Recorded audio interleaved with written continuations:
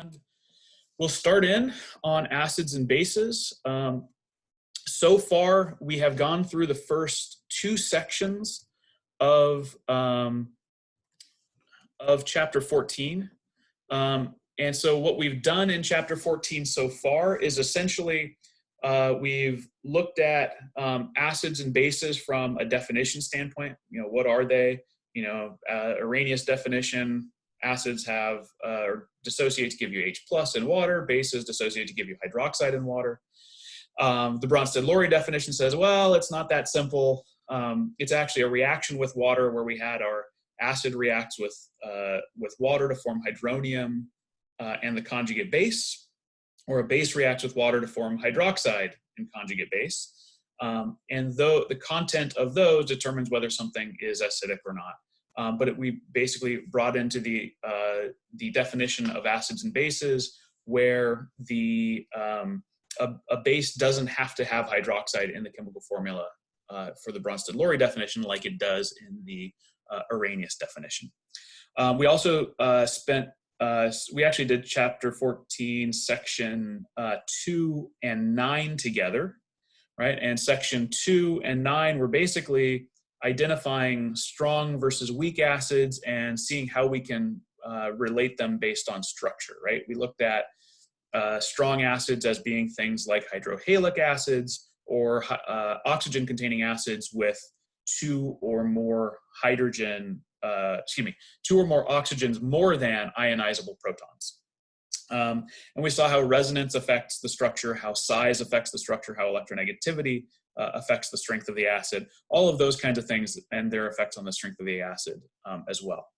So what we're going to get into now is a bit more of some measurements that are important because when we talk about concentrations, we're talking about generally a wide range of values for concentrations, oftentimes with scientific notation that can have an exponent that ranges from, close to, 10 to the first power to, 10 to the minus a lot, right? And so we want to make sure we can express that in an easy way. Okay. So that leads us into 14.3, the pH scale. So what you'll notice, by the way, so I'll have the pointer out and I'll be using that to indicate certain things as we proceed, but also I will have my stylus, and the writing right now on the screen is atrocious because of the lag time between the stylus and the screen, which I will write it off to that. So some of the writing might be a little bit of a challenge to read, but I'm hoping it'll get better as I get more familiar with writing on a screen. So just bear in mind when we get to some of those practice problems or notes that I write on the screen. And I'll try to save those to the screen and potentially post the PowerPoint slides later on along with the YouTube stuff. Okay. So 14.3, the pH scale. Basically, we use the pH scale as a way to measure acidity when we have an aqueous solution. And so the pH scale is pretty simple. It's actually just the pH is the negative log of the hydronium ion concentration. Oftentimes you'll see that as just negative log of the H plus concentration, but we know that those are just interchangeable. So pH, this whole negative log thing, so the negative log, if you take a log of something that's less than 1, right, it's a negative value. So this whole equation basically gives you a way of discussing the acidity of something based on a positive value. So you take the negative of the log of something smaller than 1 will be a positive value. And so the pH will range for us typically, usually from 0 to 14. And that's largely based on water. Okay, so water as the primary component of aqueous solutions, right? It's our solvent, so it's the thing that's the most abundant, right? That is going to have a huge impact on the pH measurement that we'll look at. Now, the calculations that we'll do, we're going to find hydronium ion concentrations oftentimes, or hydroxide ion concentrations. And so we have this relationship, because water is so abundant, between the hydronium and hydroxide ion concentrations, where since water can act as an acid or a base, it does in a solution of just distilled water, okay? And so if you just have water, right, it will dissociate into hydronium and hydroxide. And the equilibrium constant for that, which really is what dominates the chemistry in aqueous solutions, there's an equilibrium constant for that we call Kw, okay? So Kw is the autoionization constant. It's also known as, so it's basically like an acid dissociation constant for water. And so the equation, right, the expression for that is just going to be the concentration of hydronium times the concentration of hydroxide, right? And we don't divide by the water over here because it's in the liquid form. So we remember from our equilibrium stuff that liquids aren't included in the equilibrium constants. And so this has a value at 25 degrees of 1 times 10 to the minus 14. Okay, so if you were to look at and figure out the equilibrium or the concentration of hydronium, right, at 25 degrees, if you were to do the math on this, right, the concentration of hydronium and hydroxide are the same because, you know, you get one of each from this reaction from just water molecules auto-ionizing themselves. And so you could do the calculation whereby you just take the square root of Kw, and that gives you the concentration of hydronium ion in a distilled water or a deionized water solution.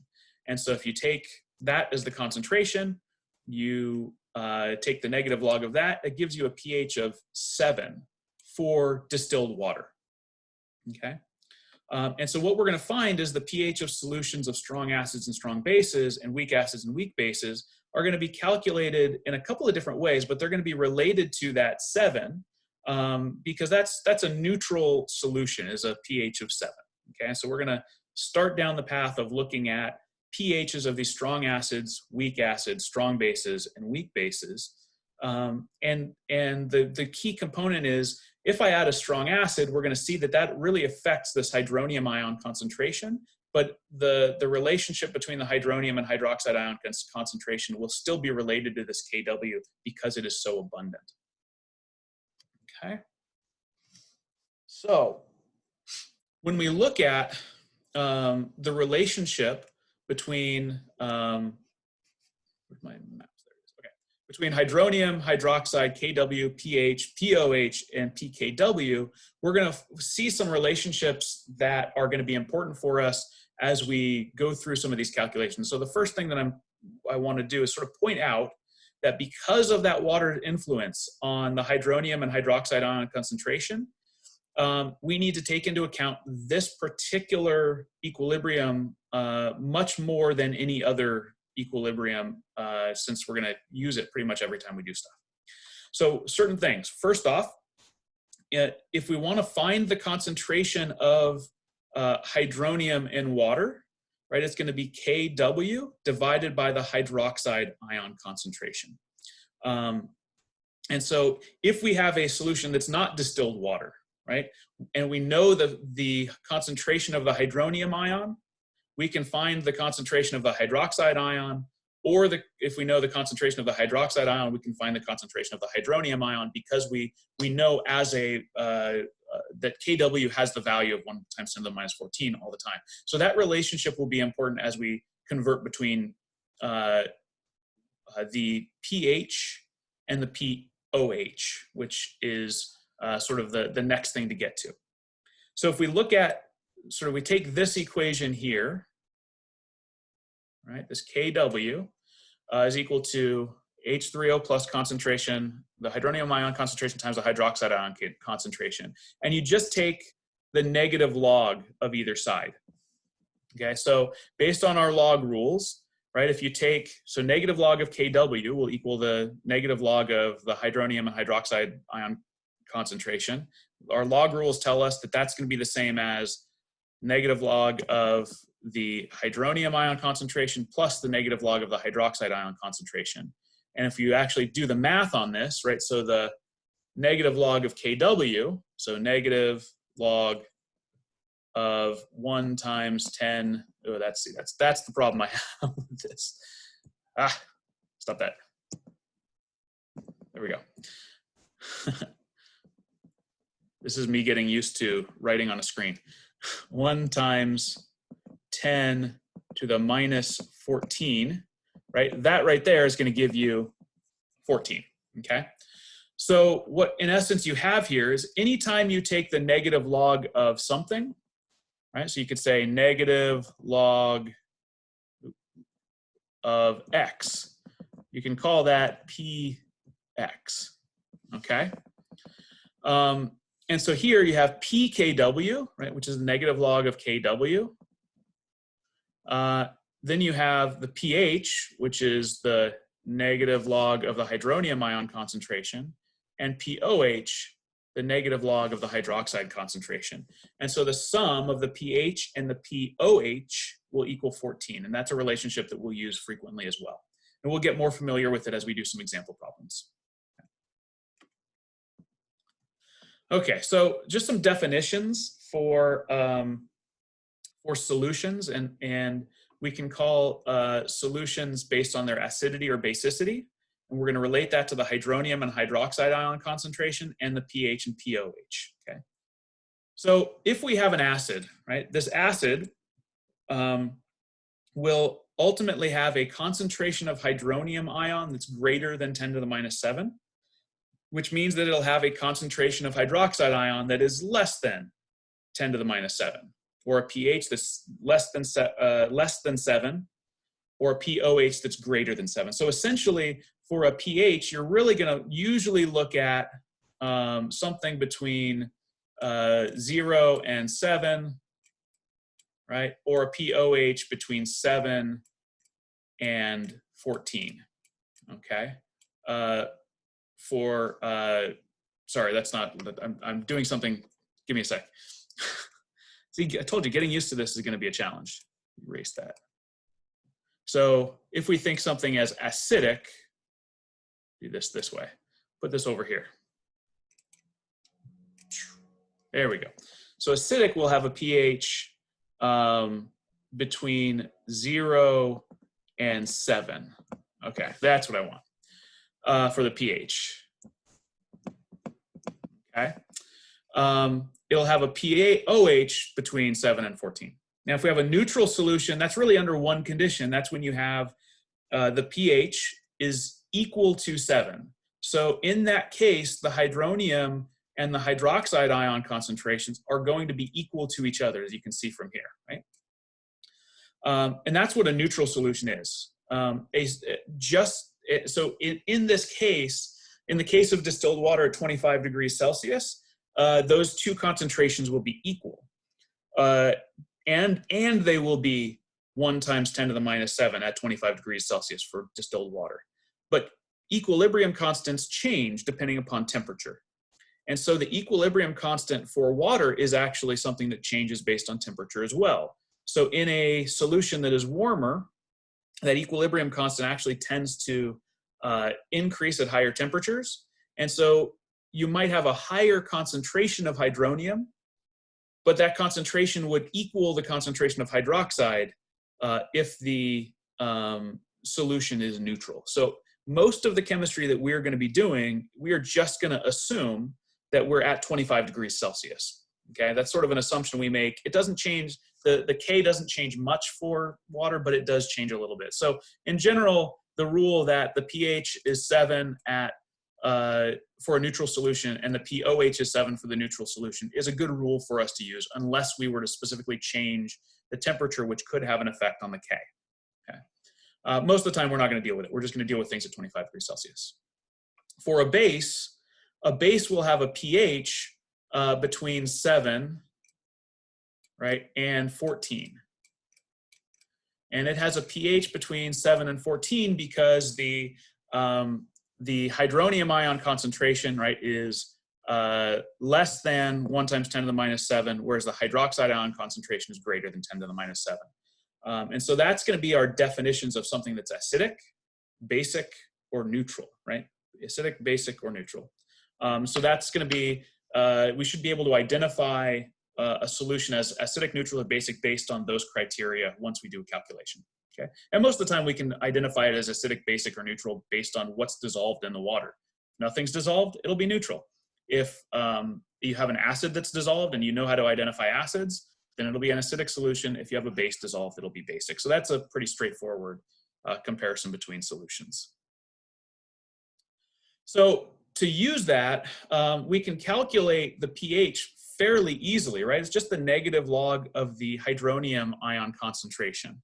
But we can also take the pH and, using our log rules, calculate the hydronium ion concentration if we have a pH. But we can use that, and since they're all linked together, we can calculate other things. So in this case, we're going to look at the POH, the hydronium ion concentration, and the hydroxide ion concentration, based on if we have a wine that has a pH of 3.72.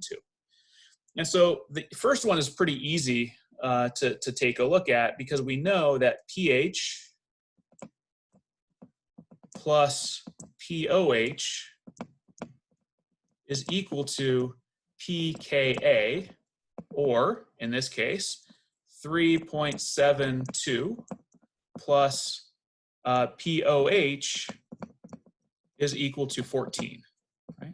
And so you can calculate the POH fairly easily just by saying, well, 14 minus the pH, and so you get a value of 10.28 for that POH. Okay. So that one's pretty straightforward, and that's a quick and easy calculation, and it's something that relationship we'll use more and more, especially as we look at determining concentrations of hydroxide and the pH of a basic solution. That's the really important part for that relationship. The second part, the hydronium ion concentration,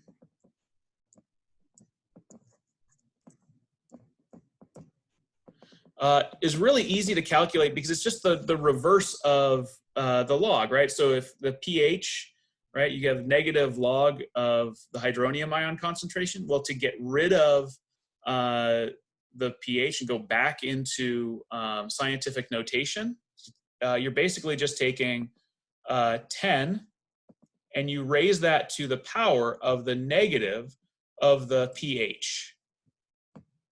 Okay, just sort of your log math rule there. And so in this case, for this one, it's just 10 to the negative 3.72. And that, of course, is something you just plug into your calculator. In this case, what you would get is a value of 1.9. And I'm going to leave this without sig figs for right now. We're going to talk sig figs for a second. 1.90546 times 10 to the minus 4 molar. Okay, since we know this is a concentration, I want to make sure our units are in molar. But here, our rule for sig figs, right, is if we have a pH that has two places after the decimal. Remember, we have the 3 is the characteristic, right? That tells you something about the size of the value. And then the mantissa is the decimals afterwards, right? And so the number of significant figures in the mantissa is how many sig figs you should have here. So if you had 2 places after the decimal, you should have 2 places in your answer. So this would be 1.9, right, times 10 to the minus 4 molar for the concentration of hydronium.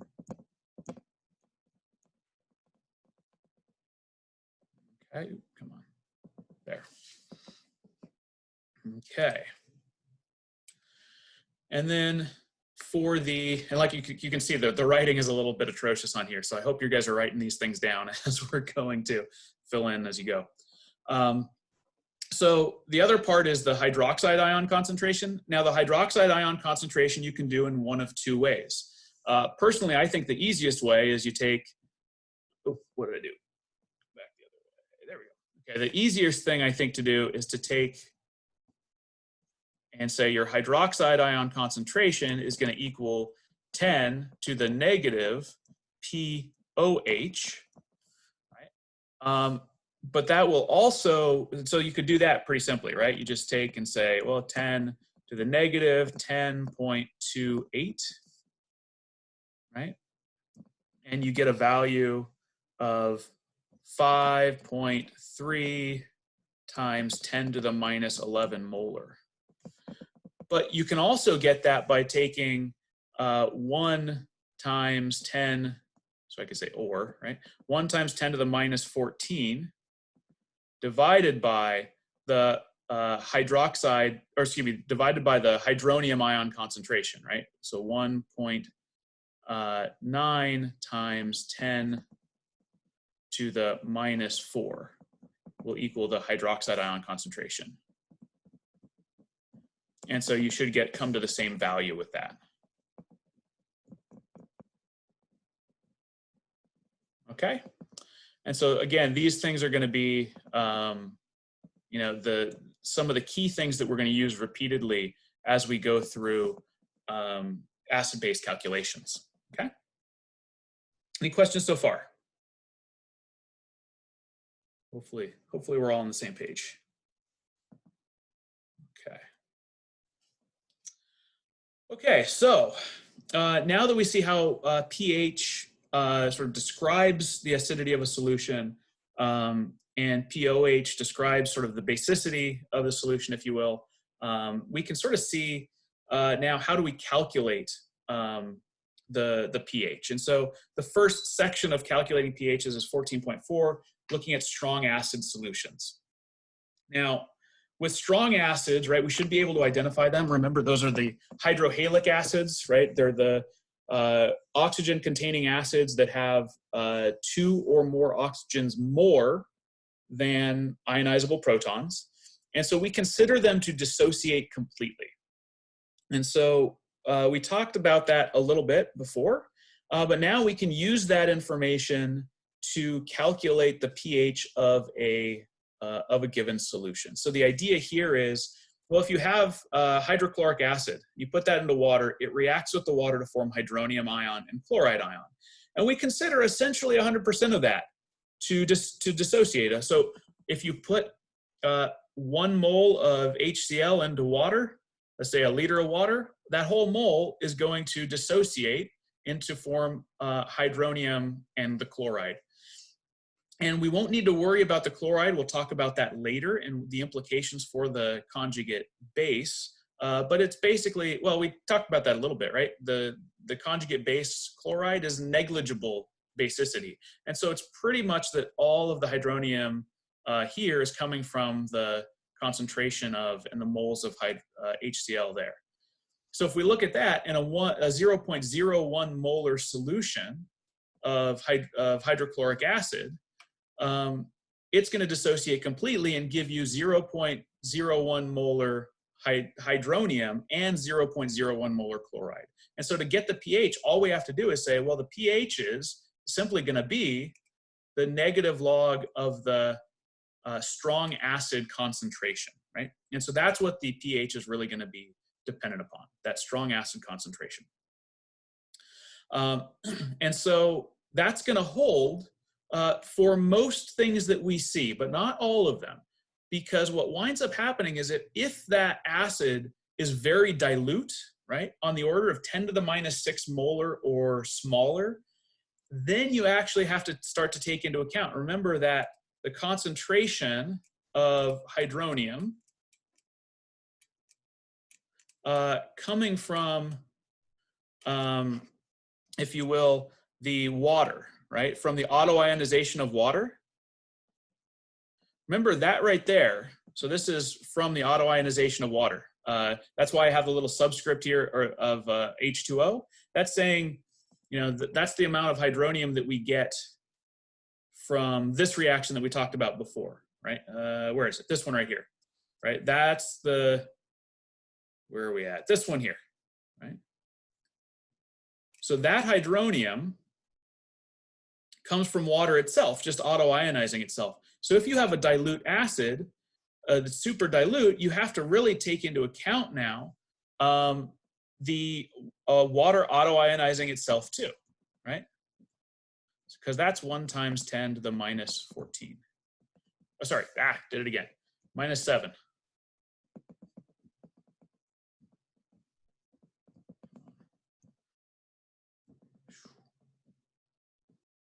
Okay, so we'll see examples coming up of doing this under both circumstances. When you have a concentration of an acid that is large enough, and when we have a smaller concentration of acid, we'll see what happens. Okay.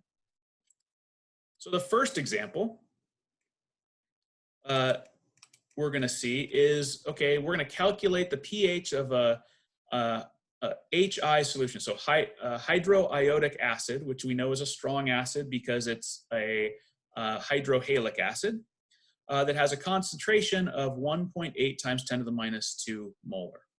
So this is, you can see, since it's 10 to the minus 2 molar, you can just simply insert and say, well, the pH, which we know is equal to negative log of the hydronium ion concentration. That, since it's a strong acid, will be the same as the negative log of the hydroiodic acid concentration, since it's a strong acid. And so that's basically just going to be negative log of 1.8 times 10 to the minus 2 power, right? And you just plug that value in really simply. You get a value on the order of 1.7447 for your pH. And again, here there are two values in the, or two decimals in the, excuse me, two significant figures in the value there. And so you should have two significant figures after the decimal in your mantissa. So you should have a pH of 1.74. Okay. So if you think about it,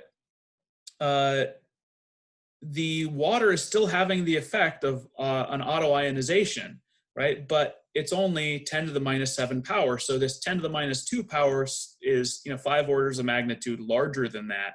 And so we don't have to take into the 10 to the minus 7 power of hydronium that you get from the autoionization of water, okay? So that's a pretty simple question for a high concentration, if you will, acid. But if you have an acid that is 10 to the minus 7 molar, when you have that, you actually have to put together and take into account the concentration of the hydronium that comes from the autoionization of water. And one way you can do that is to put together an icebox. And so we'll do that here. We'll take and say, if you have HI aqueous plus H2O liquid reacts to form hydronium aqueous plus iodide. So there's our reaction right there. We put our ice box together.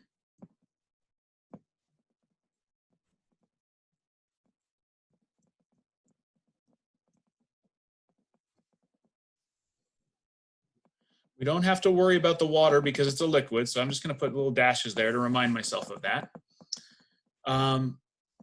What we can do here now is insert our initial concentration of hydroiodic acid, which is 1.00 times 10 to the minus 7 molar.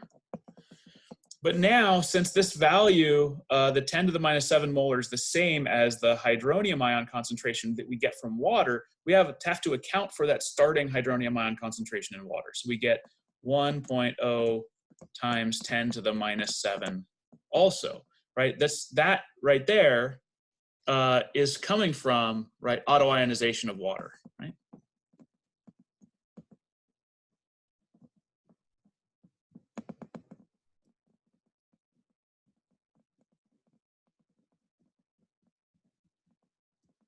Okay, and then we can say that there's 0 concentration of iodide initially. So when we do this now, because we know that at equilibrium, there will be no more hydrogen or hydroiodic acid, right? It's totally going to dissociate, right? So with that in mind, we can, I'll try to color code this a little bit, say that, well, the concentration of, or the change in concentration of the hydrogen or hydroiodic acid is going to be essentially subtracting off all of the concentration of hydroiodic acid that you started with. So minus 1.0 times 10 to the minus 7. And which means for all of the hydroiodic acid that dissociated, you're going to get more hydronium. So this will be a plus 1.00 times 10 to the minus 7 molar. And your iodide is also going to be formed from that. So plus 1.00 times 10 to the minus 7 molar. So at equilibrium, you don't have any hydroiodic acid because it dissociates completely. But now you have 2.00 times 10 to the minus 7 molar hydronium, and 1 times 10 to the minus 7 molar iodide. Now the pH here, right, is just going to be, right, we know it's the negative log of the hydronium ion concentration, so we take that value and we would just plug that in here, negative log of 2.00 times 10 to the minus 7 molar. And so for that, you wind up with a value of 6.699, okay? Now, if we hadn't taken that into account, right, if we hadn't taken into account the that hydronium ion concentration from the autoionization of water, and we just plugged in the concentration of the hydrogen iodide, we would have gotten a pH of negative log of 1 times 10 to the minus 7.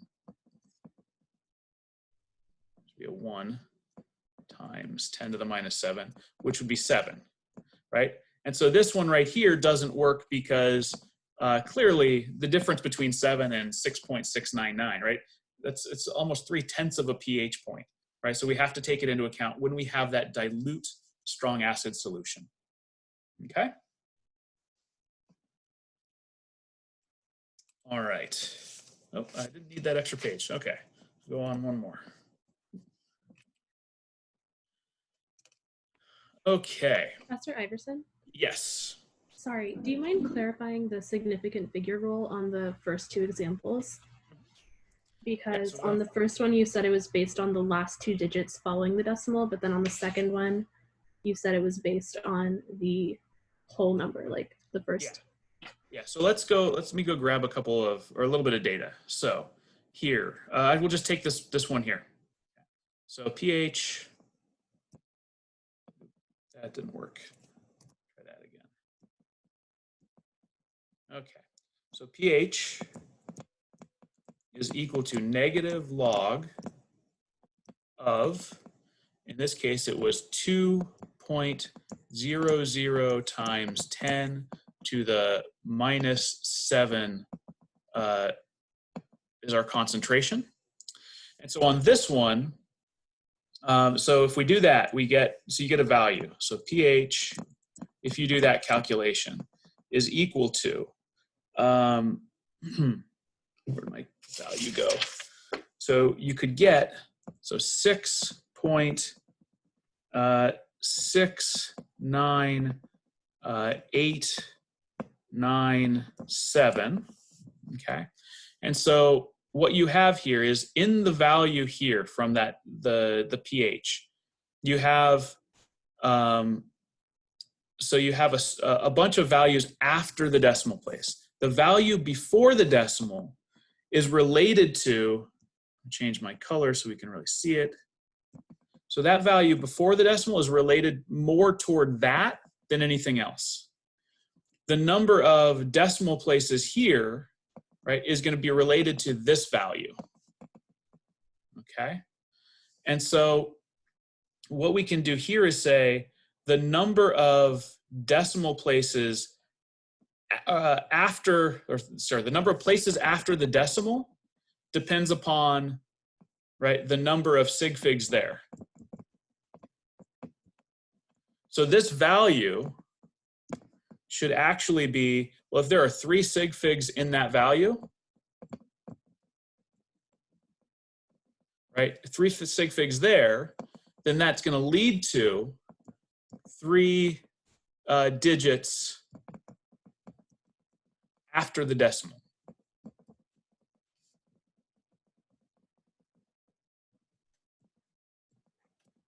Okay, and so you'll wind up with having to round to that 3rd digit, so 6.699 in that case. Does that make sense?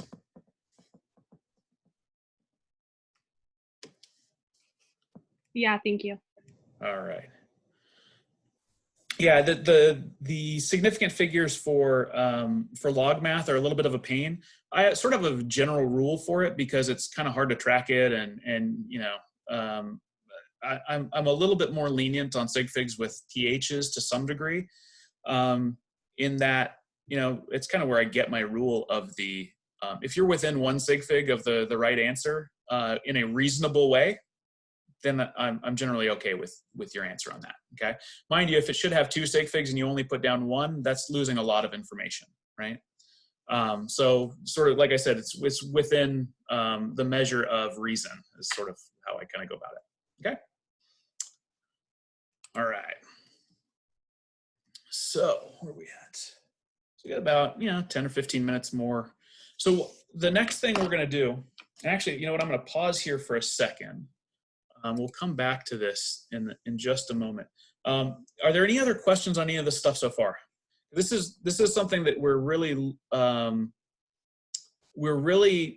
losing in the classroom, the interaction between you and me, right? So I can't see your faces and whether you're looking confused, right? So let me pause and open it up to questions on any of the material that we've done right there. Yeah, Tracy.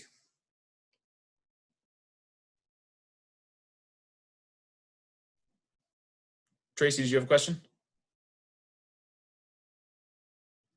You are unmuted, but it's not working. Feel free to type it into the group chat.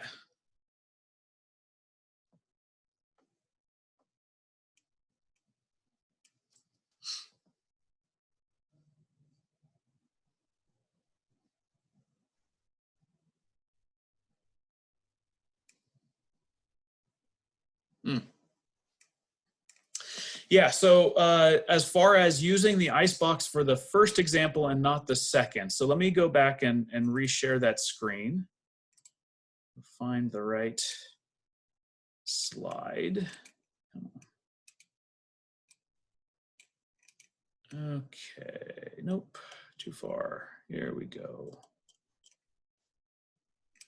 Okay, so on this one, it has to do with, let me make sure, there we go. So the reason we don't need to use the icebox here is if you consider, if you were to just add, so sort of off on the side here, right? Say, okay, well, the concentration of hydronium, right? If you have it from water, so H2O, is 1 × 10⁻⁷ power, right? And so here, if that you have that 1.8 × 10⁻², you could add those together. Okay, if you add those together, you get something like 1.800 1, 2, 3, I think it's like 1. I might be off slightly, but that 1 there isn't going to make a significant difference in the overall calculation. And so you basically just take the this value here, because it's so much bigger. You don't have to account for the hydronium ion concentration from the autoionization of water. Whereas in this next example, because the because this value up here, let me do that, right? So that value there is essentially on the same order of magnitude as the concentration from the autoionization of water. You have to take into account both of them.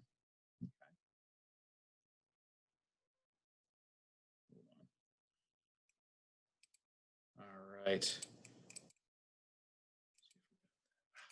Oh, I know what's going on. Still getting used to this. Does that make sense though? Okay. So yeah, it's all about the magnitude of the values is really what it comes down to. Okay. So let's go back and start the next bit. Okay. So when it comes to weak acids, so weak acids, we have to take into account the fact that the weak acid is probably not going to dissociate completely as it stands. When we think about a weak acid, right, the weak acids have small Ka values on the order of 10 to the minus something power, as opposed to the strong acids, which have values that are on 10 to the 8th, 10 to the 9th, large Ks. And so only less than 5% of a weak acid dissociates, and so we have to use an icebox in this. And so to calculate the pH of a weak acid solution, we use iceboxes in a bunch of steps. Now, some of these steps are going to be included to make our lives easier and the math a whole lot easier, because we won't always be able to, to do calculations unless we make certain assumptions.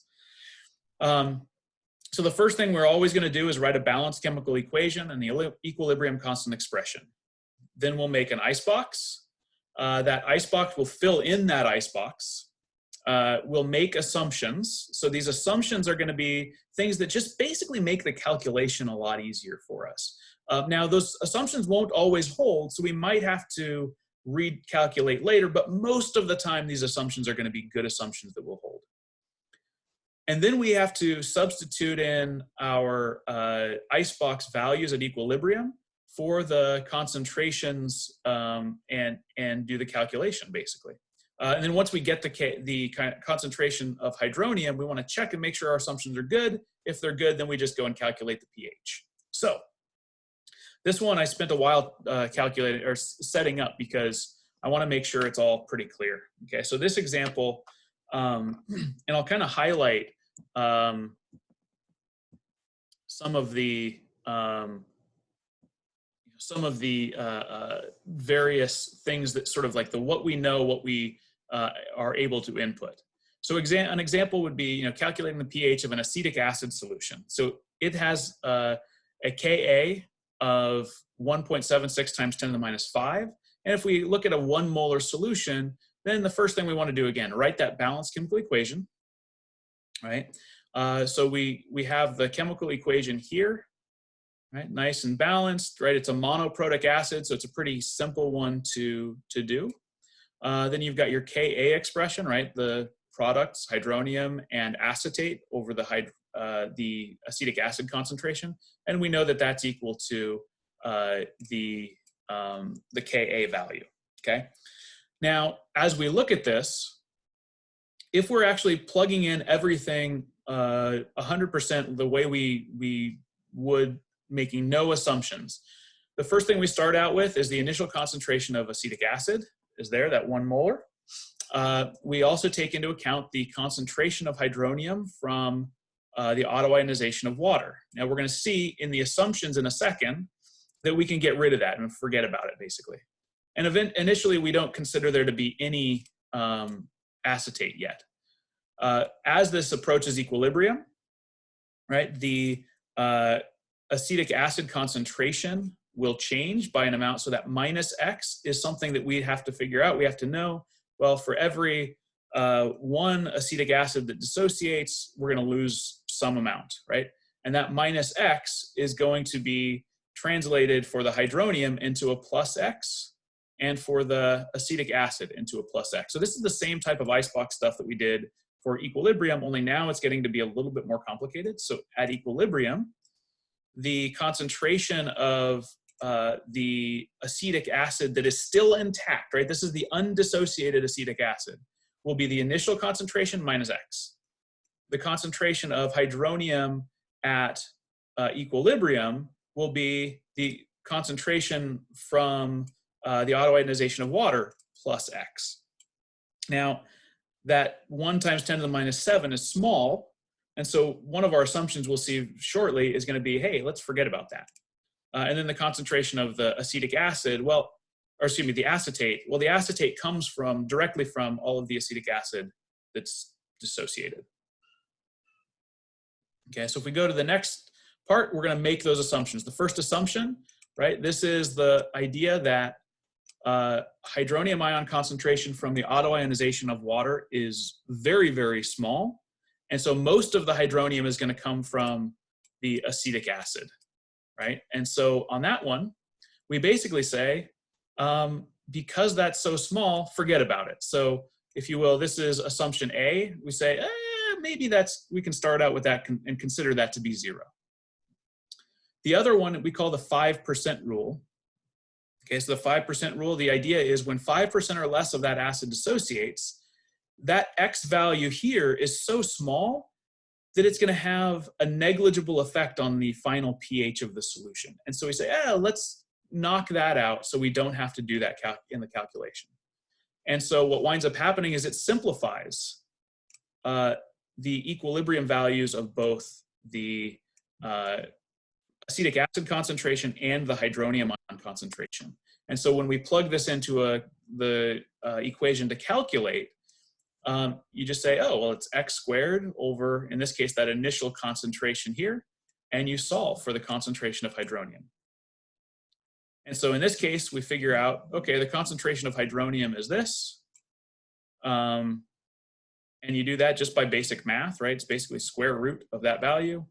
And you check the assumptions. The way you do that is you take, for the autoionization of water, you take the concentration of hydronium from the autoionization of water, right, which is here. Divide that by the concentration of hydronium that you get from the weak acid dissociating, times 100, right? And you wind up with, in this case, a value of 2.36 times 10 to the minus 3%, which is way less than 5%. You're kind of using the 5% rule for both of them. And then you do the same idea for the next one, only on this one you say, okay, well, this is the concentration of hydronium from the acid. Divide that by the initial concentration times 100%, you get 0.424%, which is less than 5%. So really the amount of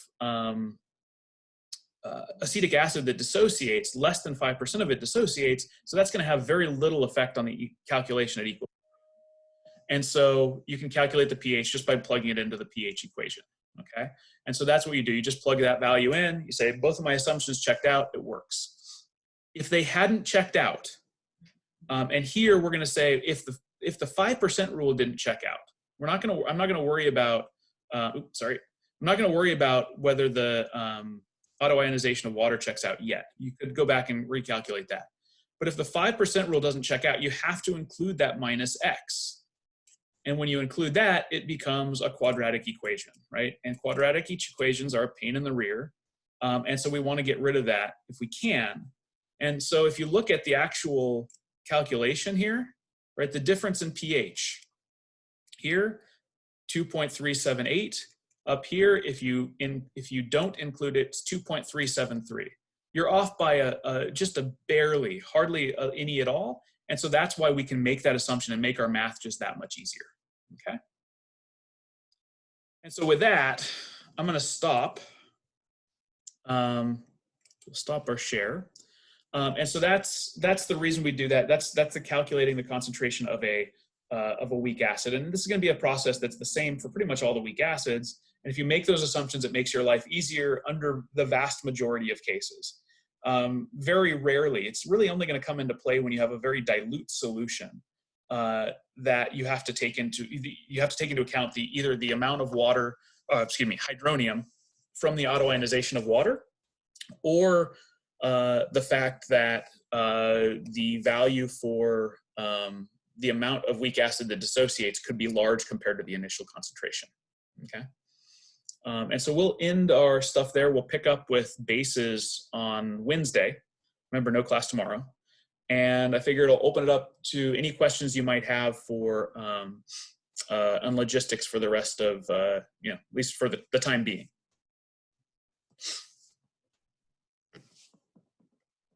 feel free to type them into the box. I can see the text box too. So, or ask the question aloud. And this is the last. Sorry. I just have one more clarification question about the quizzes. So you said that we'll have 30 minutes to complete it on Canvas, and then afterwards we can send you the work? Right. Yeah, so the idea is, okay. Yeah, you'll take the quiz, you'll have to submit your answer within that 30-minute time frame, and I'll make sure that the quiz is, especially for the first one, I'll try to make sure it's a little shorter. And then you'll have a certain amount of time to submit the work for it. Once you've done that, because once you submit the answer, your answer is sort of locked in, and then your work, I can look at that. If you get the answer wrong, I can see if you approached it in the right way, right? And that's okay. So we don't have to send like a scan of the actual quiz within the 30-minute period. We just submit the answers, and then afterwards you can possibly give us partial credit. That's right. That's right. So if you get the answer wrong, you take a picture. I mean, even if you whether you get it right or wrong, I'd like to see your work because I want to make sure we're all on the same page. But yeah, if you get the answer wrong, in order to be able to give you the partial credit on it, right? I don't want it to be like a quiz 0 or 100%, right? Then that way I can look at your work and start to allot those points. And it should, and the idea is once you've submitted your answer, you're done, right? I'm not going to get, a different answer on your work. And so you're going to have a time frame of, an hour, half an hour, something like that. It's really not hard to do this. If you have an iPhone, I'm sure there's a way to do this on Androids and whatnot. But you can take a picture of your document in Notes, and you can save it as a document, and you could essentially upload that to Canvas as well. Okay. Thank you. So Hayla asks, when you say locked in, are we still able to review previous questions before submitting the quiz? At this point, I'm not planning on saying you have one attempt at anything. So the quiz would be open until you submit the quiz, is the idea. So it's when I say locked in, it's when you submit the quiz, that's when your answers are locked in. Yeah, that would be really stressful. And I want you to be able to think. As you're taking a quiz or an exam, I want you to be able to, think about it, right? I mean, we don't all know everything initially right at the exact moment. So, taking exams and quizzes, one of the good ways to approach it is you answer the things you know well first, and then, you come back to the things you're struggling. So it's not just going to be a one attempt and done thing. Okay.